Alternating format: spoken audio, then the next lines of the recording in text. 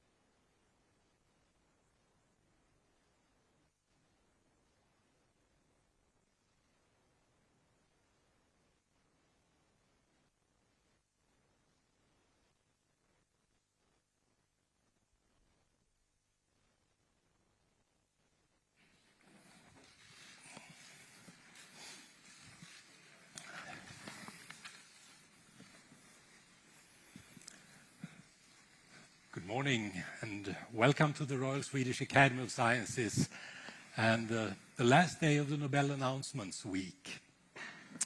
The Academy convened this morning to award the Sveriges Riksbank Prize in Economic Sciences in memory of Alfred Nobel.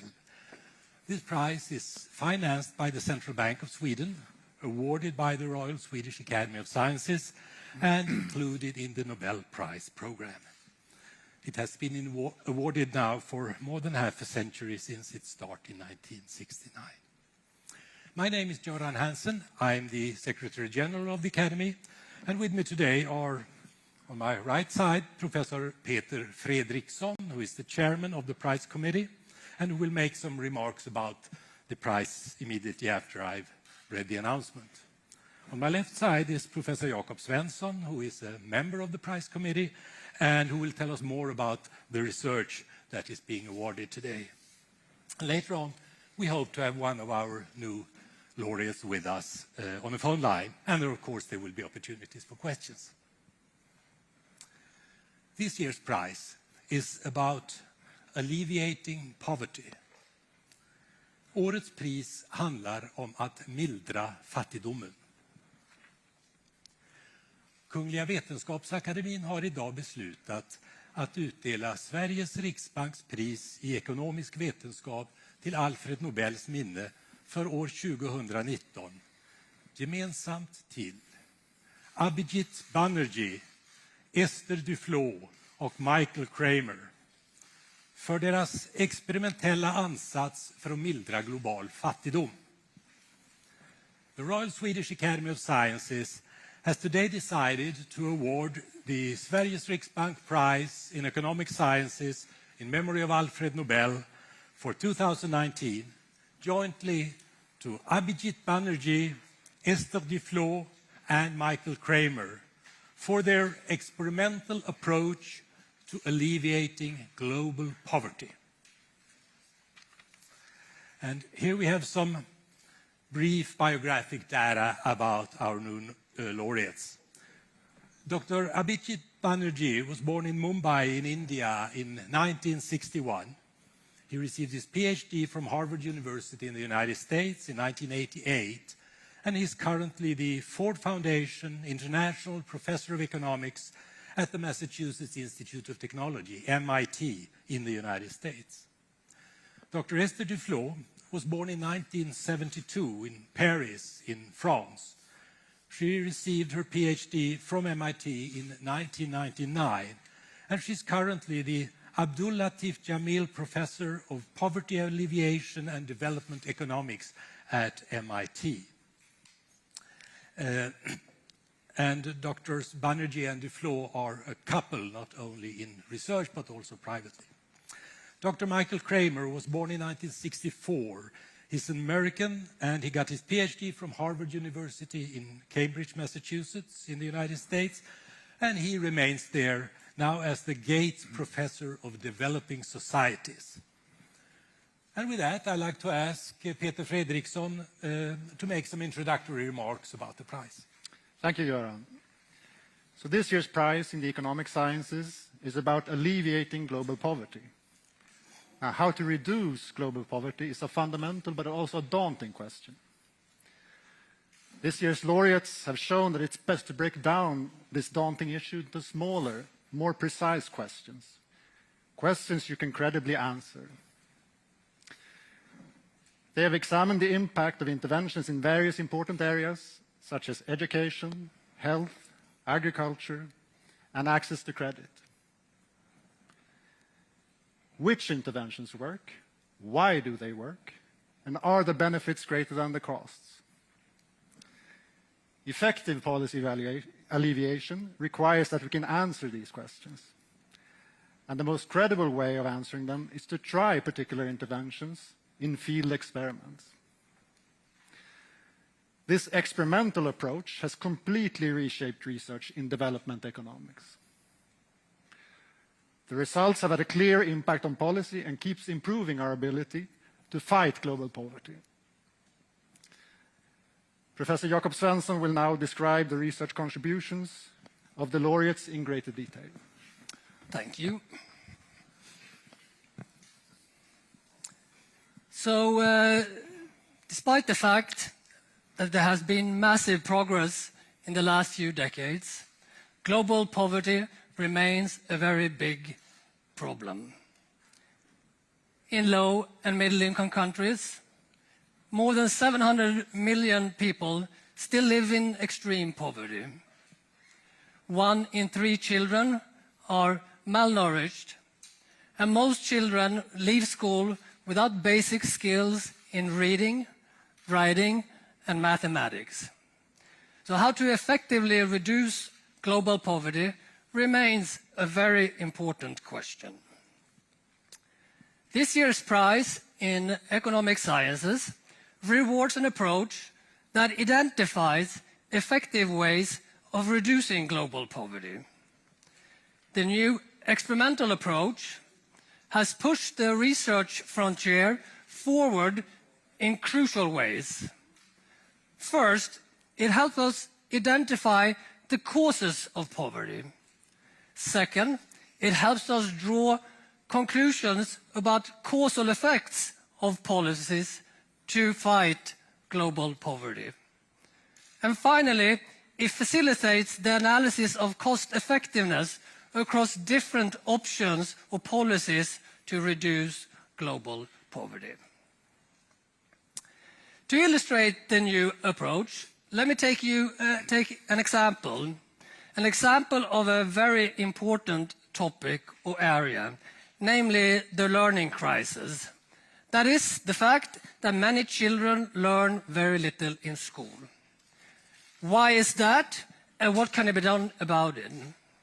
Well, in essence, in the new approach, this broad question about why are school children not learning are broken down into more detailed and specific questions, such as what's the impact of providing more school inputs, for example, textbooks? How can we reduce teacher absence, and what's the impact of such a reform? And then it tries to answer these specific questions using field experiments. That is, experiments among the people most affected. And such field experiments can tell us about the causal effect of a specific intervention. It can tell us about which interventions work, and if properly designed, it can tell us why a specific intervention works or why it does not work. That is, it can tell us more about human behavior. With sufficiently many such field experiments, we can draw firm conclusions about causes and about policies. And let me stay with the learning example or learning crisis question and give you some example of what we today know. So for instance, we know that more school inputs, such as textbooks or school meals, without complementary reforms, do not lead to better school results. In fact, this result was first documented by Michael Kramer in the very first study using this new experimental approach. On the other hand, we know that reforms that better match teaching to children's learning levels are of great value. And one example of such an intervention is the Teaching at the Right Level program. That was an intervention evaluated and redesigned through a series of field experiments by Banerjee and Duflo. And today, it serves more than 60 million pupils in India and Africa. So the new experimental approach has not only transformed research in education, but research on all core areas of development economics. So health, credit, agricultural transformation, and so forth. And in all these areas, it provides evidence of what works and why. Some interventions have been scaled up. Others have influenced policy more indirectly. And some policies have been abandoned simply because they were proven to be ineffective, thereby saving resources that governments or NGOs can use on more productive or effective policies. So to sum up, Abhijit Banerjee, Esther Duflo, and Michael Kramer have played a key role in transforming the research on global poverty alleviation. As a result of this transformation, development economics is now largely an experimental field. The research generated by this new approach has already had a clear impact on policy, and it keeps improving our ability to alleviate global poverty. Thank you very much. Thank you, Jakob. Now we hope that we can get one of our new laureates with us on the phone line. I'm waiting for a signal here.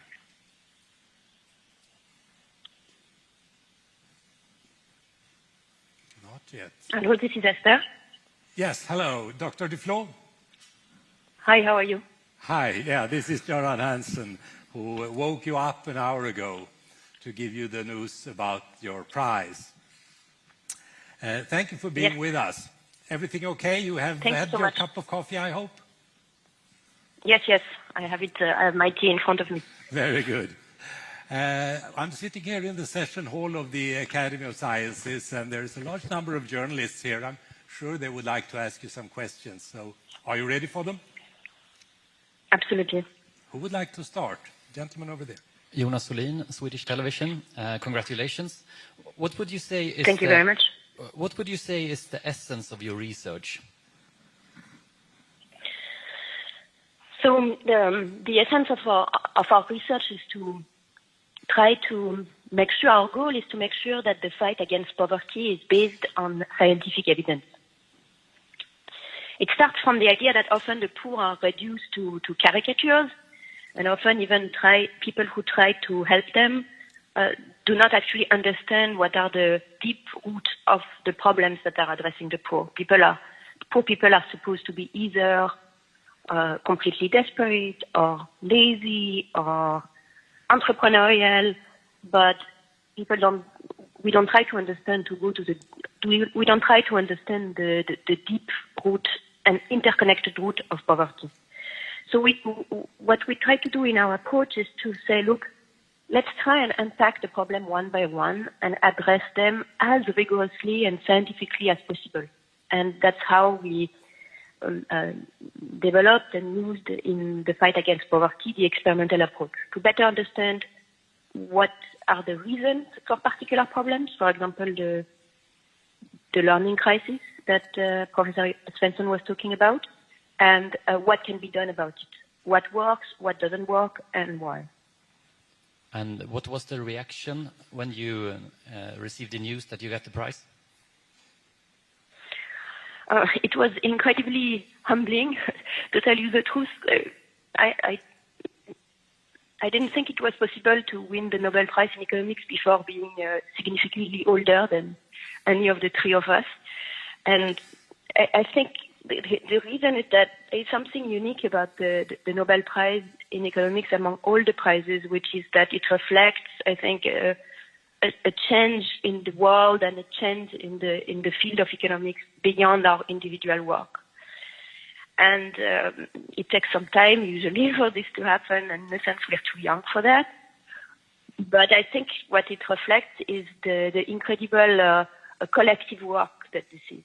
So I think the three of us stand for hundreds of researchers and who are part of a network that work on global poverty that we created together 15 years ago, JPAL, and thousands of staff, and of course all of the partners and NGO and government that we have worked with. So that it really reflects the fact that it has become a movement that is much larger than us, but we are delighted to have this opportunity to represent. Thank you. More questions? Yes, gentleman there. Hello, this is Jens Nordström from TV4 in Stockholm, Sweden. Congratulations, Dr. Duflo. I'm curious, you're the second woman who has won the economics prize ever. Is this important? I think this comes at an extremely opportune and important time. I'm also incredibly humbled to be only the second woman, and I also hoped to represent all the women in economics. we are at a time where we are starting to realize in the profession that the way that we conduct each other privately and publicly is not conducive to all the time to a very good environment for women, and showing that it is possible for a woman to succeed and to be recognized for success. I hope is going to inspire many other women to continue working, and many other men to give them the respect that they deserve, like every single human being. We also live in a very turbulent time in the world at the moment, where there are numerous risks to the economy. What do you think about these risks that we see, considering Brexit, trade wars, etc.? I think we live in turbulent times, or in a sense hard times, where many people many individuals in rich countries are deeply concerned about their position in the world, and they feel that they have lost their dignity, and that they are not, they don't have the place in the world that they deserve, and that's probably at the root of many of the turmoil that we are seeing. And I think going back and, in a sense, trying to do the same thing that we did for poverty, but for people who live in our richer countries, who might not be as poor, but in a sense also a very difficult life, and that understand what these problems are and what the sources of these problems and what can work to address them could make a difference in the future. So in the very short run, we'll have to kind of try to weather the turmoil, and eventually crises come and go. In the longer run, in order to avoid the next crisis, we really have to do a much deeper work in understanding the life of the less fortunate in our societies, and what we can do to make them better and more meaningful in the face of all of the disruptions that they experience. My final question is, a lot of your research is about alleviating poverty. You've just been given a sizable amount of money. How will you use it? When I was about 8 or 9, I read a biography of Marie Curie. And when she got her first Nobel Prize, she bought a gram of radium. And I thought this was really fantastic, that this was showing so much dedication to what she was doing. I guess we'll talk between the three of us and figure out what is our gram of radium. Thank you very much. That's wonderfully put. Any more questions? Yes, please. Gentleman over there. I'm Johan Schick from the TV channel EFN. Congratulations, Dr. Duflo. I would like to ask about the two major strategies from the richer world towards poverty in developing countries. And I think of, on the one hand, foreign aid, on the other hand, trade liberalization. Could you make a comparison between these two and tell us what you found the most important of them? Neither of them is sufficient on its own. I think the importance of foreign aid for the developing countries is often overstated. So some people are disappointed that aid is not doing more, and some people think that the potential of foreign aid to transform the countries is radical. But the truth is that the amount of money that it represents for developing countries is actually small relative to their own budget, except in some very small, very poor countries. Most of the money that is being spent on the poor is being spent by the developing countries themselves with their own resources and their own budget. Of course, aid can play a critical role, both in fighting a global crisis that need a very quick response, like Ebola or like a climatic catastrophe, for example, and by giving countries some breathing space to experiment with new approaches that they can then implement on large scale. It's much easier to do that with aid money than with your own budget, because the budgets are so tight. but the role cannot be overstated one way or the other. It cannot solve all the problem, even if we tried the best. Now, if you look at trade and opening to trade is, of course, very important. And when when richer countries like the European Union, for example, implements trade barriers, hidden or real, that hurts the developing economies. That said, it is not enough to open, even if we were to, the entire world were going to fully open its markets to the products from developing countries, it wouldn't be sufficient. Because entering international trade, breaking into, a European market for a farmer in Kenya is not going to happen without considerable help. They would have to learn what to produce. They would have to learn what to produce at the right standard of quality. They would have to find how to sell and how to market. They would have to find reliable intermediaries, etc. And so the trade is very important, but in order to be effective, it will have to be complemented with all sorts of other measures that aid can, to some extent, help financing. So you really want to think of these two, not as substitute, but as complement. Thank you very much. One last question, lady over there. Congratulations, Esther. I'm a reporter from Nordic Chinese Times, and as far as I know, many Nobel laureates in economics give speeches to China every year, but most of their studies are not fully recognized in academic and social practices in China. So what do you think about this problem, and do you think your study can be applied in China? Thank you. Thank you very much. So I have done almost no work in China personally, but again, I think that this prize has really recognized the collective effort of hundreds of researchers. Many of them have worked in China. And that research, of course, is pertinent for China because it took place in China. And even though China has undergone considerable economic growth, and as a result, many people are much richer now, and the poverty rates are fallen down. There are still a lot of areas in China that are still rural and that are still quite poor. And understanding how people work there and function, and what their problems are, and how to address them is as pertinent as ever. Thank you very much. I think that was the last question. So many thanks again for being with us at this press conference. And now we look forward very much to your and your husband's visit to Stockholm in December. Thanks again. Bye-bye. Thank you very much.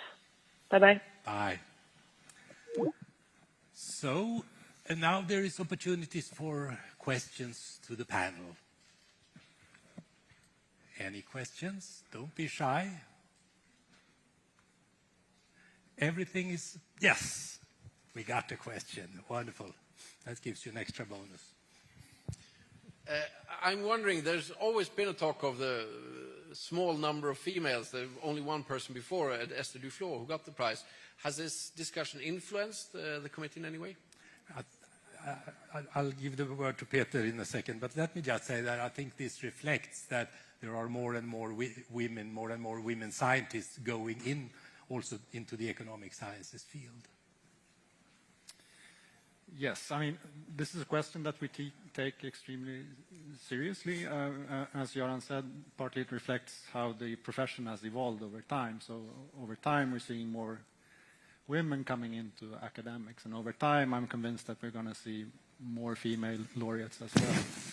One may note that one of the best predictors of the Nobel Prize is the so-called Bates-Clark medal that's given to researchers under the age of 40, and the first female to receive that was in 2007. Esther Duflo received it in 2010. So that gives you some idea of that this is, the female entry into prestigious academic positions in the economics is relatively recent. But I'd like to add one more thing. It's important to remember that Esther Duflo gets the prize not because she's a woman, but because she's made the most important contributions. Absolutely, and that's our job, to evaluate the research contribution. That's our sole job. Esther Duflo mentioned that she mentioned that she thought it was important that women receive this prize, as it shows that there are role models around. Do you agree that that should be something that you should take into consideration? We are, in all the areas of the Nobel Prize, we are encouraging nominators to take a broad perspective with regard to women, ethnicity, geography, and we're following that very carefully and to see the impact on the number of nominations. Then we have educated ourselves by inviting experts on, for instance, gender issues to lecture to us, and with internal discussions. In the end, we have to give the prize to the most worthy individual, whether he or she is Scandinavian or not, as Nobel wrote in his last will. So in the end, gender or ethnicity does not matter, but we have to make sure that the best scientists are nominated and evaluated irrespective of their gender or their citizenship. You'll have to excuse me if I dwell on the question. I'm also a bit curious on the reasoning behind that poverty research gets the prize this year. Is there any external factor that, or was it just a time to give a prize for alleviating poverty? I think I'll ask both Peter and Jakob to comment on that. Who'd like to start? Should I say? I mean, global poverty is always a major issue, and as Jakob described, the laureates have really transformed how development economics is conducted, and it's given many new important results. And this transformation started in, say, the mid-1990s, and by now we sort of have had sufficient time in order to evaluate that this is a transformation that sticks, if you want. I don't know. No, I think you mentioned exactly why. It takes time to evaluate a particular contribution, and this particular contribution has had a huge impact in a relatively short period of time, maybe in 20-25 years, which is maybe not typically the case. And why it came up this year or not last year or 3 years from now, I actually don't know. Time was ripe now. Yeah. Time is right. Any more questions? Yes, please, one more. Yes, please. Could you tell us a little more about how these three laureates relate to each other in the research? In what way has the results come up? One of them is a bit older than the others. One of them is a bit younger. Has that an importance for who started this kind of research and who has concluded it? Yes, a bit in a very simple way, one could say that this whole experimental approach started with Michael Kramer and a set of studies he was conducting in Kenya in the mid-1990s. And then relatively quickly after that, the contributions by Abhijit Banerjee and Esther Duflo both deepened the experimental approach and broadened the experimental approach. And thereafter, the three laureates have contributed in many ways. I've talked about some of the ways in my short presentation, but there are in other important ways, such as how do you draw more firm conclusions, how can you talk about issues of generalizability and so forth, where the three laureates have all made important individual and combined contributions. Thank you.